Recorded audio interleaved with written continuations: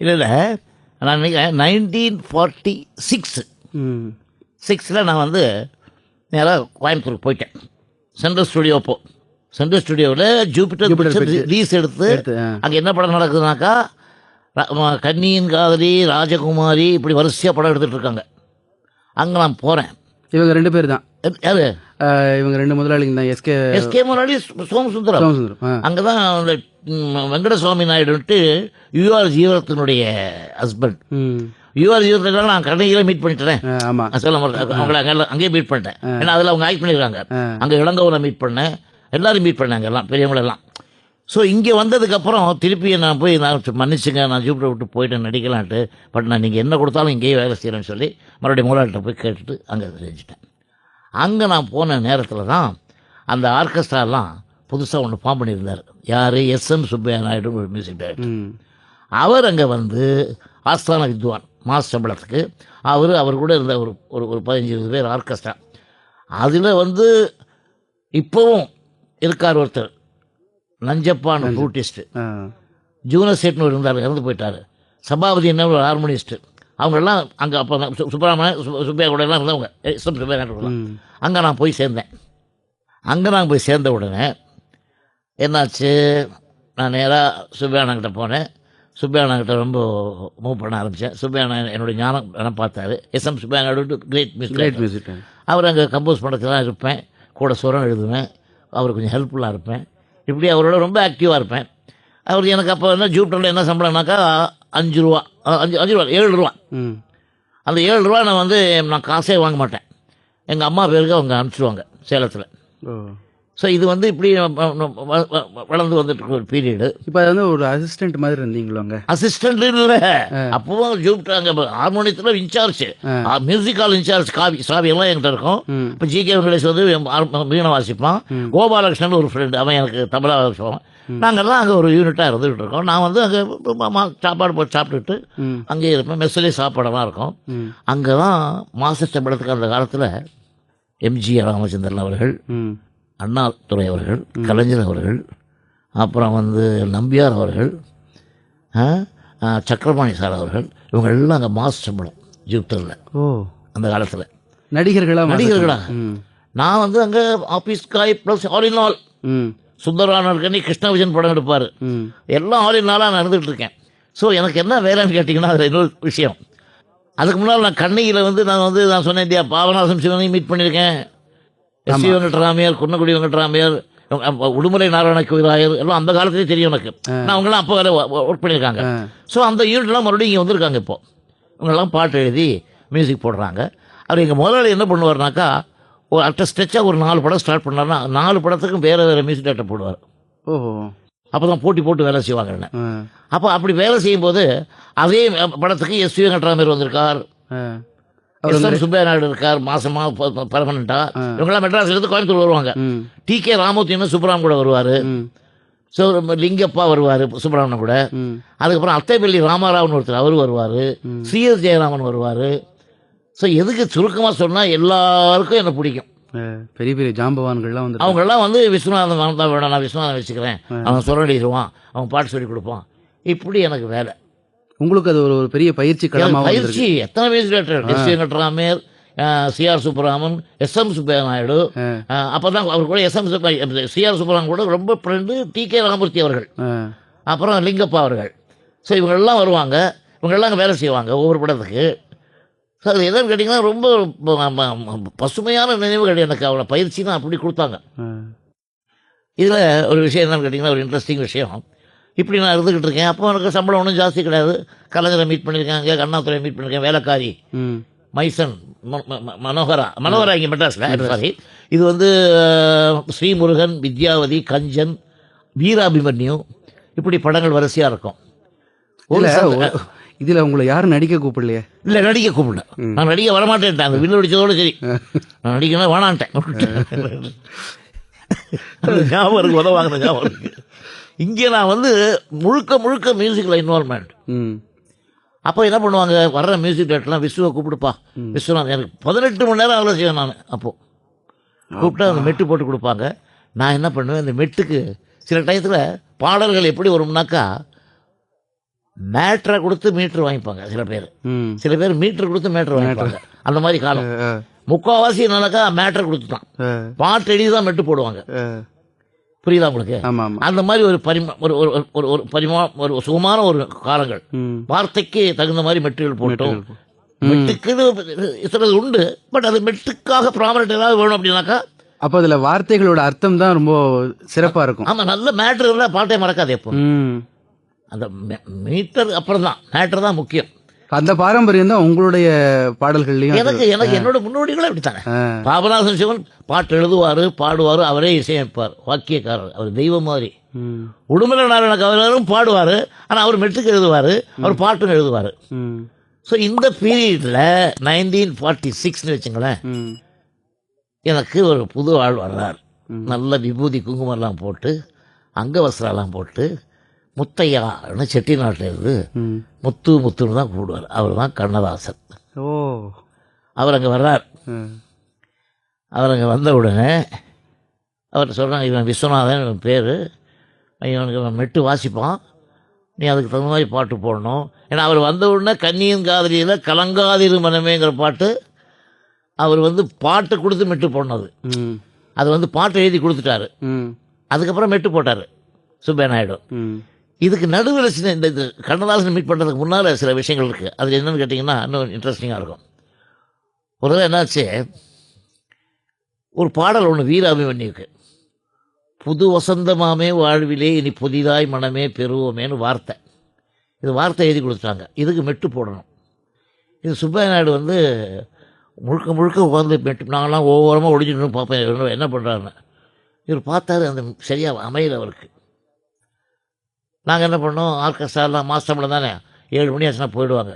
7 மணிக்கு அப்புறம் எங்கள் ராஜாங்கமே அதுதான். நான் ஜிகே வெங்கடேஷ், கோபாலகிருஷ்ணன் 3 பேர் அங்கே இருப்போம். ஸோ என்ன பண்ணேன் நான், டேய் வாங்கடா போய் நான் மெட்டு போட்டு பார்ப்போம் இந்த பாட்டுக்கு. என்னுடைய முதல் மெட்டு,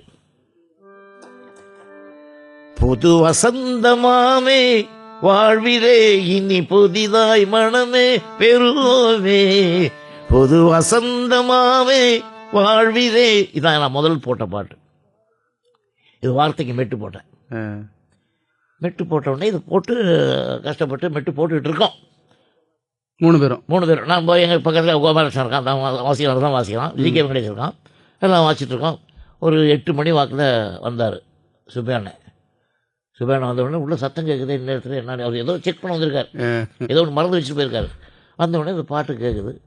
உள்ளே எதிரா அப்படின்னாரு. பயந்து போய் அரண்டு எதிர்த்தோம். என்னடா பண்ணிட்டீங்க? நான் மாதிரி நீங்கள் மெட்டு வரதுன்னு அவசரப்பட்டீங்களே, அது இந்த பையன் போட்டிருக்கான்னு வெங்கடேஷ் சொல்கிறான். அப்படியா, அதை பாடி காமிடா அப்படின்னாரு. நான் நடுங்கி போய் முதல்ல இந்த மெட்டை பாடி காமிச்சேன். இந்த மெட்டை கேட்ட உடனே அவர் என்னை அப்படியே கட்டி பிடிச்சிட்டு என்ன சொன்னார், நாளைக்கு ஆர்கெஸ்ட்ராலாம் வருவாங்க, நீ இதுக்கு சுரம் எழுதி கொடுத்துரு எல்லாருக்கும், கேட்டால் நீ போட்டேன்னு சொல்லாத, நான் போட்டேன்னு சொல்லு அப்படின்னாரு. எனக்கா ஒரு பெரிய சந்தோஷம் தாங்க முடியல. என் மெட்டை ஒத்துக்கிட்டார், அவ்வளோ பெரிய மியூசிக் டைரக்டர். ஸோ அந்த படத்தில் அதே மெட்டு நான் சொல்லி கொடுத்து முழுக்க நோட்ஸ் எழுதிக்கிட்டு பாட்டையும் சொல்லி கொடுத்து யூஆர் ஜீவரத்னம் அந்த திருச்சி லோகநாதன் என்னுடைய முதல் பாட்டு ரெக்கார்டிங் நடக்குது.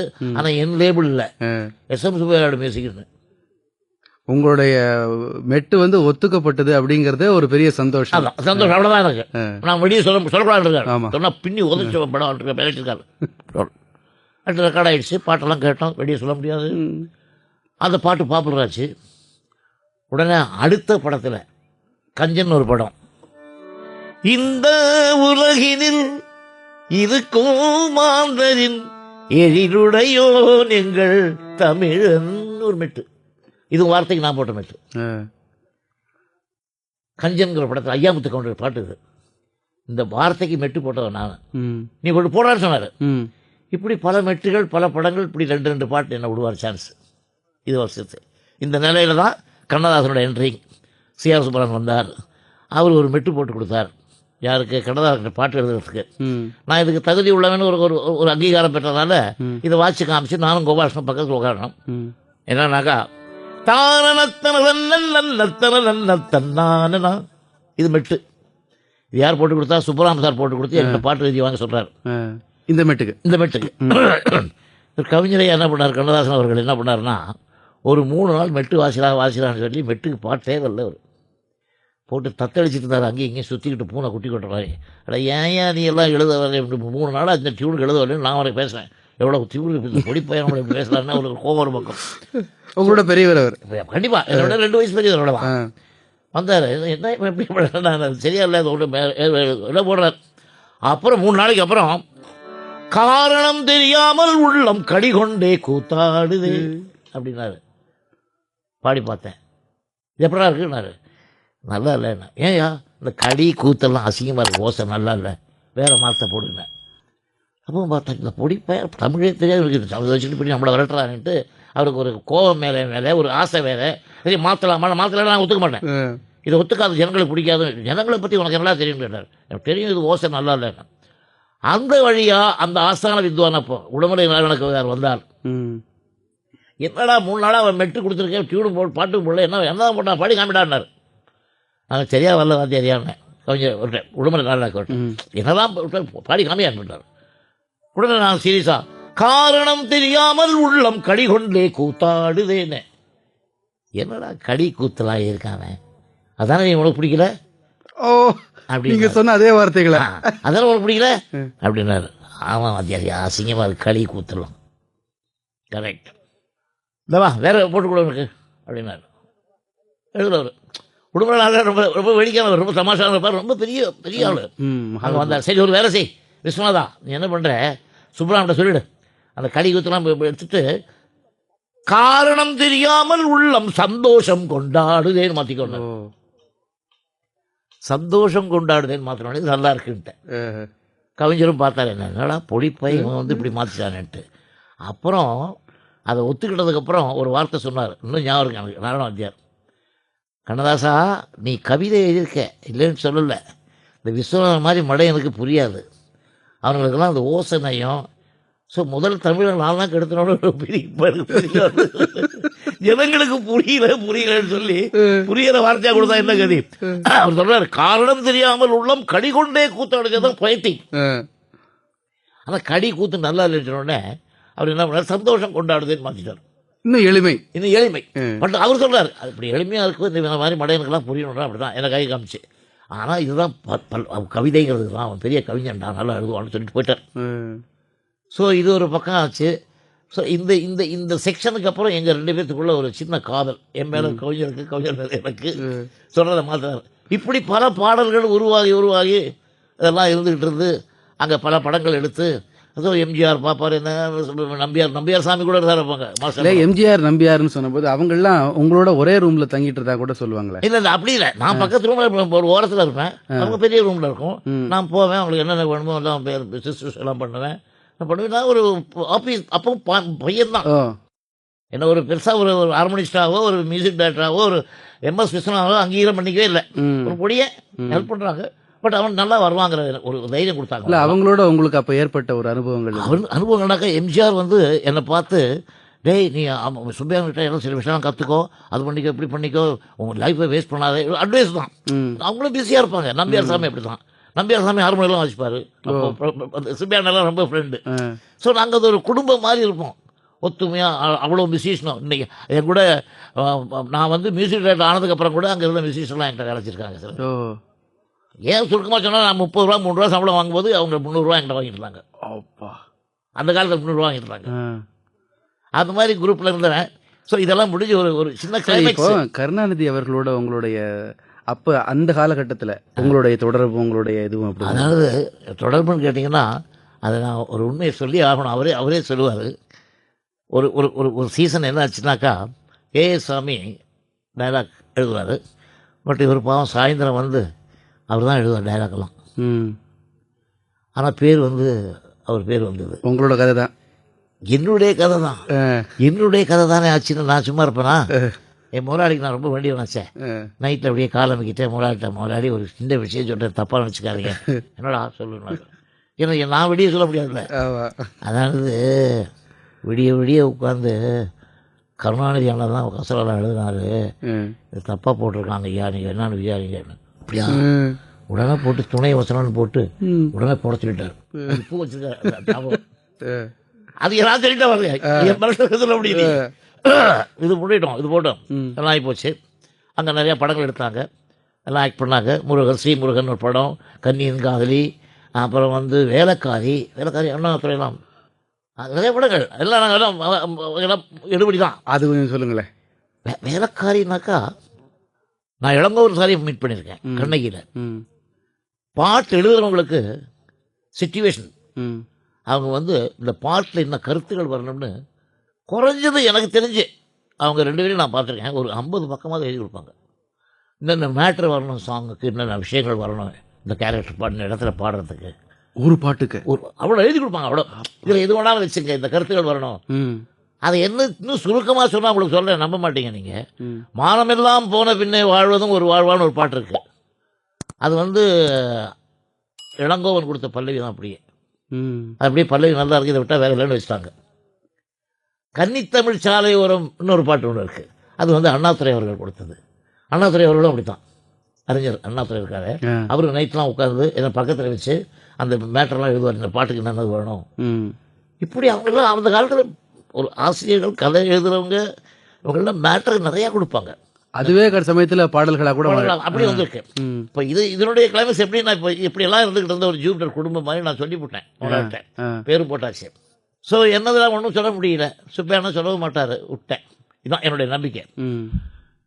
படங்கள்லாம் முடிஞ்சிருச்சு, வேலையெல்லாம் முடிஞ்சிருச்சு, எல்லா படமும் ரிலீஸ் ஆகிடுச்சு. அந்த லீஸ் முடிஞ்சு போச்சு. லீஸ் முடிஞ்ச போன என்ன நிலை, அங்கே இருக்கிற மியூசிக் டைரக்டர், மியூசிஷியன், வேலைக்காரன், விஸ்வநாதன், ஜி.கே. வெங்கடேஷ், கோபாலகிருஷ்ணன், சுப்பையா நாயுடு எல்லாருக்கும் 3 மாதம் சம்பளம் கொடுத்து வேலையை விட்டு தூக்கிட்டாங்க. ஓ, இது எந்த வருஷம்? அது 47 சுதந்திர அடைஞ்சனைக்கெல்லாம் நாங்கள் போய் வாச்சிருக்கோம், ஜெயிலெல்லாம் கைதிகளுக்கு ஆர்கெஸ்ட்ராவோட, சுப்பையா நாயுடு தலைமையில். அதெல்லாம் முடிஞ்சு 48 அவங்க மாற்றிட்டு மறுபடியும் மெட்ராஸ்க்கு வர்றாங்க. எங்கே அங்கே வந்து கன்னியின் காதலி, வேலைக்காரி, ஸ்ரீமுருகன், அப்புறம் வந்து கஞ்சன், இவ்வளோ படம் எடுத்தாங்க இந்த 3-4 வருஷத்தில். இவ்வளோ படம். சரி, இது சொன்னீங்களே நீங்கள் சுதந்திரம் அடைஞ்ச காலகட்டத்தில் ஜெயிலில் போய் வாசிச்சிங்கன்னு, உங்கள் நினப்பில் ஜெயிலில் நீங்கள் போய் அங்கே வாசித்த அப்போ சுதந்திரம் ஒரு பெரிய ஒரு மகிழ்ச்சி கடல்லையே தேசமே தெளிச்சிக்கிட்டு இருந்த ஒரு காலகட்டத்தில் நீங்கள் போய் அவங்களோட பகிர்ந்துக்கிட்டீங்க. அந்த ஒரு பாடல், ஒரு எல்லாம் பாரதியார் பாட்டு தான் வச்சோம். ஆடுவோமே பள்ளு பாடுவோமே, அது ஒரு பாட்டு பார்த்து. ஆடுவோமே பள்ளு பாடுவோமே, ஆனந்த சுதந்திரம் அடைந்து விட்டோம் என்று. அது இன்னும் சில பாரதியார் பாட்டெல்லாம் இருக்கு. அது அப்புறம் சில சினிமா பாடல்கள், இப்படி ஜனரஞ்சகமாக. ஆனால் மெயின் சுதந்திர பாடி. ஸோ இதெல்லாம் முடிஞ்சது, அவங்க படங்கள்லாம் முடிஞ்சது, லீஸ் முடிஞ்சிச்சு. அவங்க மறுபடியும் கோயம்புத்தூருக்கு வரணும். கோயம்புத்தூருக்கு வரும்போது எல்லாருக்கும் 3 மாதம் சம்பளம் கொடுத்து நோட்டீஸ் கொடுத்து வேலையை விட்டு நிறுத்திட்டாங்க. இதில் என்ன, நான் வந்து நடிக்க வந்தேன், ஆஃபீஸ் பாய் ஆனேன், அப்புறம் கோரஸ் பாடினேன், கோரஸ் எல்லாம் பாடியிருக்கேன், மீராவில் எல்லாம் சிவகங்கா குரூப்பில் கோரஸ் எல்லாம் பாடினேன், நந்தனார் படத்துலையும் பாடியிருக்கேன். அப்புறம் அதில் நீங்கள் வேஸ்ட்டாக பண்ணக்கூடாது உங்களான்னு சொல்லிட்டு தானே இங்கே அனுப்பிச்சி வச்சாங்க. ஆமாம், இதெல்லாம் ஆகி பண்ணி ஒரு நிலைமைக்கு வந்து ஒரு 5-6 மெட்டும் போட்டு அதுவும் பாப்புலர் ஆச்சு. நான் என்ன பண்ணுவேன், எப்படி போய் நான் போட்ட மெட்டு நான் சொல்ல முடியுமா? எனக்கு வேலையும் போச்சு. இனிமேல் என்னுடைய கதி என்னன்னாக்கா, கோயம்புத்தூர் பிளாட்ஃபார்மில், ரயில்வே பிளாட்ஃபார்மில் மூட்டை தூக்க வேண்டிய வேலை தாங்கிற மாதிரி முடிவுக்கு வந்துட்டேன். ஸோ வந்து போய் உட்காந்துருக்கேன். ராத்திரி ஒரு 10 மணி இருக்கும். வேறு எங்கள் சுப்பையண்ணன் வந்தார். நீங்கள் மட்டும் தனியாக? நான் இருக்கேன், நானும் வெங்கடேஷ் வருஷம் உட்காந்துருக்கோம். எல்லாருக்கும் கொடுத்து விளக்கிட்டாங்க, வேலைக்கு விளக்கிட்டாங்க. நாங்கள் என்ன பண்ண முடியுமே. நேராக சுப்பையண்ணன் வந்தார், என் காதை பிடிச்சி திரும்பி கொண்டு போய் சோமலாட்டை விட்டார். நீங்கள் இப்போ நான் ஒரு உண்மையை சொல்கிறேன் உங்களுக்கு, இந்த படங்களெல்லாம் இந்த பாட்டு ரிலீஸ் ஆகி ஹிட் ஆச்சு, மக்கள் பாடுறாங்கன்னா அது என் மெட்டு இல்லை, இந்த பையன் போடுற மெட்டு.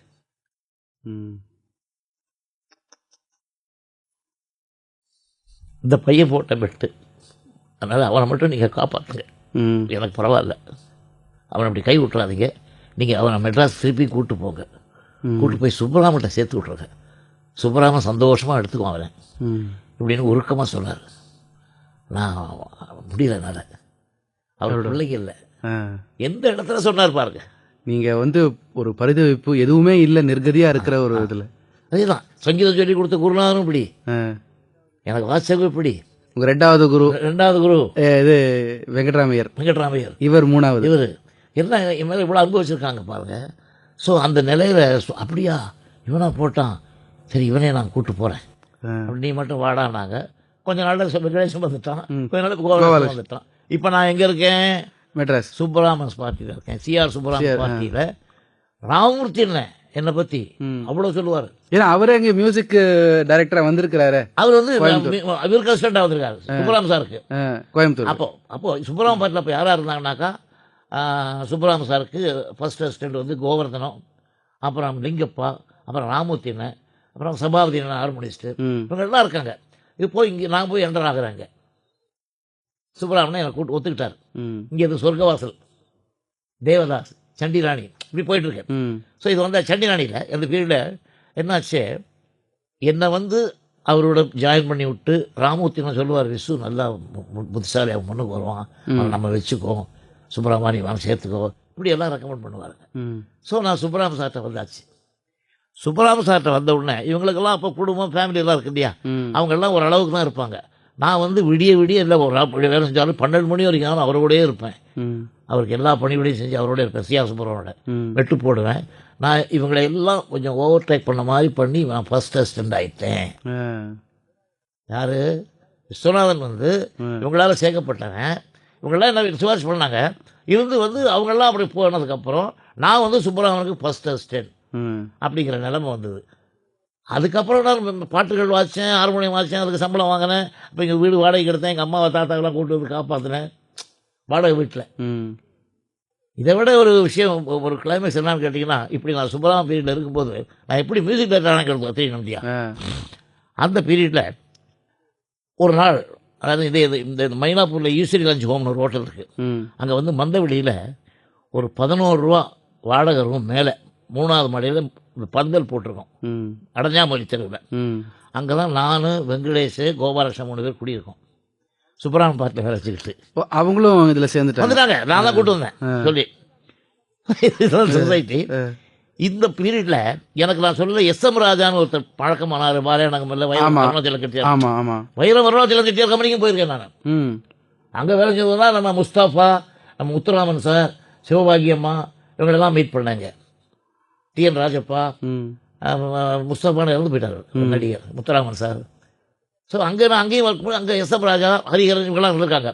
அவங்க என்ன பண்ணாங்க, திடீர்னு ஒரு நாளைக்கு நான் சாப்பிட்டு அப்படி நடந்து போயிட்டுருக்கேன். ஈவினிங் ஒரு 7 மணி 8 மணிக்கு வண்டி வந்து நின்றுது. டேய் விஸ்வநாதா வண்டி ஏறானார் அவர் எஸ்.எம். ராஜா. என்ன உனக்கு ஒரு மியூசிக் சான்ஸ் வந்துருக்கு வா அப்படின்னாரு. எனக்கு கை கால் ஒன்றும் உடனே திடீர்னு ஏறி உட்காந்தாக்க அந்த கீழ்பாக்கு வந்தோம்.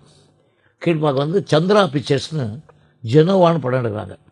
அதில் எஃப் நாகூர் டைரக்ட் பண்ணுறாரு. எது இப்போ நான் சுப்பராமன் கூட சேர்ந்ததுக்கு அப்புறம் லிஸ்ட் வந்த உடனே அவர் என்ன சொன்னார், இந்த பையன் நல்ல ஞானஸ்தன் என்ன சுபாஷ் பண்ணுறார் முதலாளிக்கு. அவர் சந்திரா பிக்சர்ஸ் இபி ஈப்பச்சன் மேத்யூஸ் அவங்க தான் ஜெனோவா எடுக்கிறாங்க. யார் ஹீரோ தெரியுங்களா? எம்ஜி ராமச்சந்திரன் அவர்கள், பிஎஸ் சரோஜான்னு ஒரு அம்மா, அவங்க தான் இருக்காங்க. அவங்கள என்ன நான் பார்த்துருக்கேன், தெரியும். அந்த அம்மாளையும் பார்த்துருக்கேன். பிஎஸ் சரோஜானா அந்த காலத்துல பார்த்துருக்கேன், கண்ணை கேட்டிருக்கு. அப்போ தான் டி.ஏ. ஜெயலட்சுமிலாம் எனக்கு அங்கே பழக்கம் அந்த கம்பெனியில். இது எந்த வருஷம்? இது வந்து கரெக்டாக நான் சொல்கிறப்போனா I will tell you 1949 something. 49. So அந்த காலகட்டம் உங்களோட வயசு கிட்டத்தட்ட ஒரு 22 வயசு. 21 வயசு. அப்போ கல்யாணம் ஆகலை, அப்போ பேச்சுலராக இருக்கேன். பேச்சுலர் நான் கல்யாணம் பண்ணுறதுக்கு அப்போ அம்மா அந்த வாடகை ரூமில் இருக்கேன். அம்மாவை காப்பாற்றிட்டு இருக்கேன், அம்மாவையும் தாத்தாவையும் காப்பாற்றிட்டு இருக்கேன். அந்த குடும்பம் வச்சுட்டு இருக்கேங்க வாடகை வீட்டில். அப்போ அம்மா கல்யாணம் பண்ணிக்கலான்னாங்க. நான் என் சொந்த காலில் நிற்கிற வரைக்கும் நான் எங்கே நிற்கிறேன்னு இன்னும் தெரியல, என்ன பண்ண போகிறேன்னு தெரியல. ஏதோ எங்கே போயிட்டு இப்படி இருக்கிற பார்ட் டைம் ஒர்க் ஆகி போச்சுன்னா என்ன பண்ணுறதுன்னு பயந்துக்கிட்டு.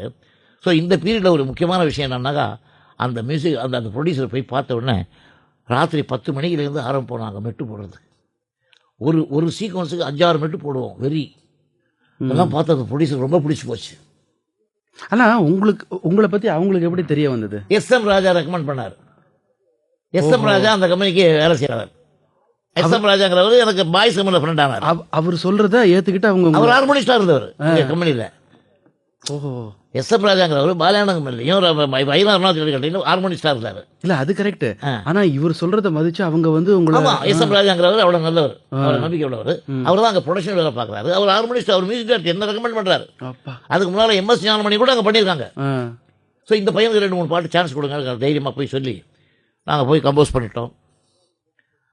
ரெக்கார்டிங் நாளைக்கு ராத்திரி 11 மணிக்கு உட்காந்து பட்னியாக பசியாக, அதாவது சில டயத்தில் பார்த்தீங்கன்னாக்கா சைக்கிள் ரிக்ஷாலெல்லாம் போவோம், நடந்தெல்லாம் போவோம் கம்போசிங்க்கு. கீழ்ப்பாக்கில் மயிலாப்பூர்லேருந்து அந்த கீழ்ப்பாக்கு. இது வந்து 11 மணிக்கு ஃபோன் பண்ணுறாரு. ஃபோனில் தகராறு நடக்குது எம்ஜிஆருக்கும் ப்ரொடியூசருக்கும் எங்கள் முன்னாலே. ഞാൻ ഒന്ന് ചൊല്ലു സാർ MG, ഞാൻ ഒന്ന് எனக்கு ஒரு அந்த பையனை தவிர வேறு யாரும் நான் போட போகிறதில்லை, இவர் தான் மியூசிக் பண்ண போகிறது, நீ இஷ்டம் இருந்தால் வா, இல்லைன்னா வச்சுக்கோ, நான் உன்னை கேன்சல் பண்ணேன்னு போட வச்சுட்டார். யார்? ப்ரொடியூசர் எம்ஜிஆர். அவர் சொல்கிறார், எம்ஜிஆர் சொல்கிறார், அவனுக்கு என்ன தெரியும், ஹார்மோனியம் எல்லாம் தொலைச்சிருந்தா அந்த பையனை போட்டு போடுறியே, ஏன்னா அவர் ப்ராஜெக்ட் கெட்டு போகக்கூடாது இல்லையா. ஆமாம் ஆமாம். அவருக்கு என்ன பற்றி தெரியல. நான் என்ன மியூசிக் டேரக்டர்னு சொல்லிட்டாங்க எம்ஜிஆர்கிட்ட. யார்? ஈபி ராஜன், ஈப்பச்சன். என்ன சொல்கிறாரு, இந்த மாதிரி ஜூப்டர்லாம் இருந்தானே அந்த பையன் தான் மியூசிக். ஐயோ அவனுக்கு ஒன்றும் தெரியாதுன்னு சொல்கிறார் போலுக்கு ஃபோனில். எனக்கு பயம், எங்கே விட்டுருவாங்களோ.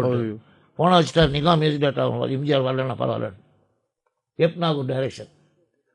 அடுத்த நாள் நியூட்ரன் ஸ்டுடியோவில் இங்கே கீழ்ப்பாக்கில் லின்ஸா ரெக்கார்ட் பண்ணுறாரு, அரசு பண்ணுறாரு.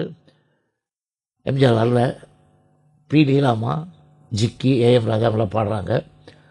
அப்போ வந்து நான் சுப்பராமனாட்ட ஆசீர்வாதம் வாங்கிட்டு புட்டெல்லாம் வச்சு விட்டு, நல்லா வருவேடா, நீ போய் செய், தைரியமாக செய், நான் உனக்கு நல்லா அனுகிரகிக்கிறேன்னு சொல்லி என்னை சுப்பராமன் வழி அனுப்பிச்சி வச்சு நான் போய் அங்கே 4 பாட்டு எடுத்தேன் சார்.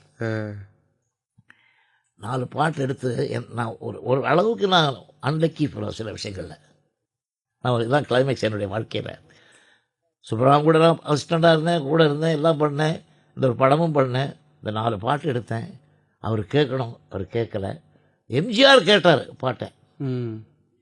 எம்ஜிஆர் கேட்டுட்டு அவன் எங்கே இருக்கான் விஸ்வநாதன் கேட்டிருக்காரு. இந்த மாதிரி அடைஞ்சாமொழி தெருவில் 11 ரூபா வாடகையில் மேலே இருக்கான்னு. நம்ப மாட்டீங்க, ஒரு நாள் ஈவினிங் ஒரு 7:30 8 o'clock நல்ல மழை பெஞ்சிட்ருக்கு. காரில் வந்தார், தேடி பிடிச்சி மேலே வந்தார். நாங்கள் அப்போ தான் உட்காந்து ஏதோ ப்ராக்டிஸ் பண்ணிகிட்ருக்கோம். மேலே வந்தவுடனே என்னை அப்படியே கட்டி பிடிச்சிட்டாரு. நான் தப்பாக நினச்சிட்டேன்டா தம்பி, நீ இவ்வளோ நல்லா பண்ணுவேன்னு தெரியல எனக்கு, பாட்டு கேட்டேன், ரொம்ப நல்லா இருந்தது, இனிமேல் நீயும் நானும் ஷேர் பண்ணலாம், ஒர்க் பண்ண போகிறோம் அப்படின்னு சொல்லிட்டு போனார். ஸோ இதுக்கப்புறம் எனக்கு என்ன ஒன்று அவ்வளோ சந்தோஷமாக போச்சு. இதை முடிச்சுட்டு இந்த பாட்டு சுப்பராமன் கேட்கலையே, சுப்பராமன் கேட்க போகிறார். அந்த நிலைமை ஏதாச்சும் தேவதாஸ் ஒர்க் பண்ணிட்டு நடந்துகிட்டு இருக்கு. தேவதாஸில் ஒரு ரெக்கார்டிங் நடந்தோடனே அவருக்கு ஸ்டமக் பெயின், கொஞ்சம் ஒரு ஃபிட்ஸ் வரும் அடிக்கடி சுப்பராமன் சாருக்கு. வாய் தவிர ஒரு வார்த்தை சொல்லிட்டு போனார், நீ பார்த்துக்க ரெக்கார்டிங்க, நான் கொஞ்சம் ரெஸ்ட் எடுத்துகிட்டு நாளைக்கு வந்து சேர்ந்துவேன், ரெஸ்ட் எடுத்துக்கோ, நீங்கள் இப்போ நான் ரெஸ்ட் எடுத்துக்கிறேன், நீ பார்த்துக்கோ அந்த வேலையினார். அப்போ ராமச்சந்திரனா இருக்கார் கூட. ரெக்கார்டிங் முடிஞ்சுது.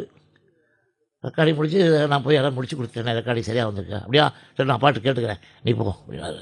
ஆனால் நீங்கள் எப்போ வர்றீங்க என் பாட்டு கேட்குறதுக்கு? நான் எடுத்துருக்கேன் 4 பாட்டு, நாளைக்கு 1 மணிக்கு வச்சுக்க, வேலையெல்லாம் முடிஞ்சு நான் வந்துடுறேன்.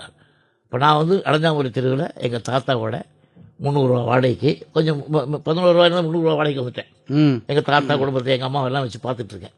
எங்கள் அம்மாவை வந்து ரொம்ப துரிதப்படுத்துகிறாங்க, கல்யாணம் பண்ணிக்கிறாங்க, வேண்டான்னு தப்பிச்சிட்ருக்கேன்.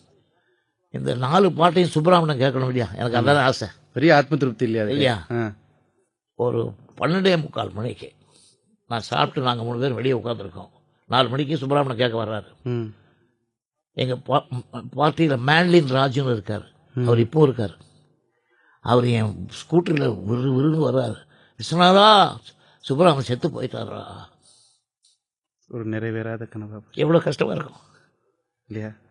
கீப்பரோட என்னடா விஸ்வநாதா அப்படி அதிர்ஷ்டம் இல்லாமல் இருக்கேன். அன்றைக்கி ரொம்ப கஷ்டப்பட்டேன் நான்.